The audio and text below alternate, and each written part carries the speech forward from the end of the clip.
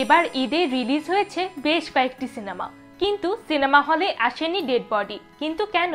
আর এতগুলো সিনেমার মধ্যে কে হলো সবার সেরা অভিনেত্রী? জানতে হলে দেখতে হবে পুরো ভিডিও। সাথে থাকছে এবার ঈদের কিছু চমক, যা থাকবে ভিডিওর একদম শেষে। তাই না টেনে দেখতে থাকুন সম্পূর্ণ ভিডিও। আমাদের চ্যানেলে যদি নতুন হয়ে থাকেন তাহলে অবশ্যই সাবস্ক্রাইব করে পাশে থাকা বেল আইকনটি ক্লিক করে যাবেন। এবার ঈদে সিনেমা হলে এসেছে প্রায় 20টির মতো সিনেমা। যদিও রাজকুমার, ওমর ও কাজল রেখা বাদে কোনো সিনেমারই হদিস মিলছে না। আসলেই কি রিলিজ হয়েছে নাকি হয়নি, এমন কনফিউশনও আছে। এমন অবস্থা যে হবে তা বোধহয় আগে থেকেই টের পেয়েছেন ডেড বডির পরিচালক মোহাম্মদ ইকবাল।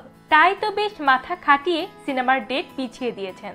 আর তিনি যে ভুল সিদ্ধান্ত নেননি তা নিয়ে বেশ কনফিডেন্টলি বক্তব্য রেখেছেন সাংবাদিকদের কাছে।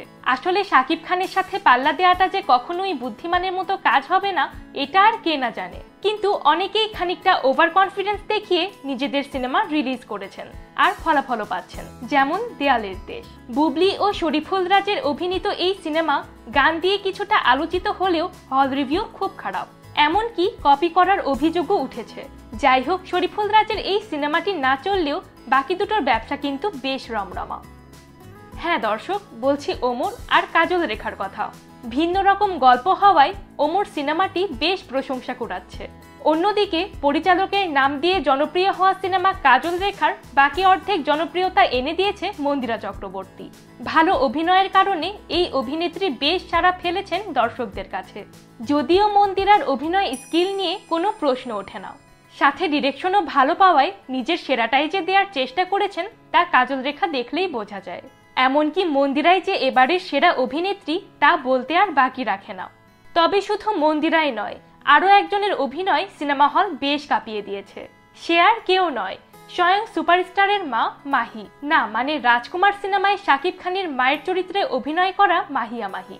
নিজের বয়স তুলনায় বেশি বয়সের অভিনয় করলেও বেশ আবেগ দিয়ে কাজ করেছেন।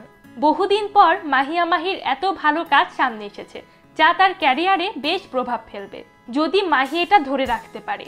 কারণ মাহির অভিনয়ের পেছনে মাহির পাশাপাশি পরিচালকেরও বেশ ভূমিকা রয়েছে। কারণ এই সেই পরিচালক যে প্রিয়তমাতে শাকিবের বৃদ্ধ লুকটাও বেশ ভালো করে ফুটিয়ে তুলেছেন। যাই হোক, মাহির কামব্যাকটা অসাধারণ হলেও সেটা কতক্ষণ থাকে সেটাই দেখার পালা।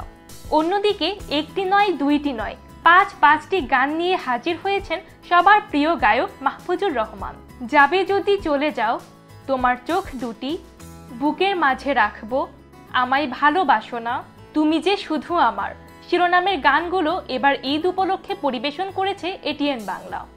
অবশ্য এত ভালো কিছুর মাঝে হালকা খারাপ কিছু প্রয়োজন। যদিও মাহফুজুর রহমান বলেছেন এবার ঈদে গান গাইতে চাননি তিনি, শুধুমাত্র দর্শকদের অনুরোধেই এই গানগুলো। কিন্তু ওই দর্শকগুলো কারা থাক আর জানতে হবে না। আজ এই পর্যন্তই। ভিডিওটি ভালো লাগলে অবশ্যই লাইক অ্যান্ড শেয়ার। আর এবার ঈদে কোন কোন সিনেমা আপনার ভালো লেগেছে তা জানিয়ে যাবেন কমেন্ট বক্সে।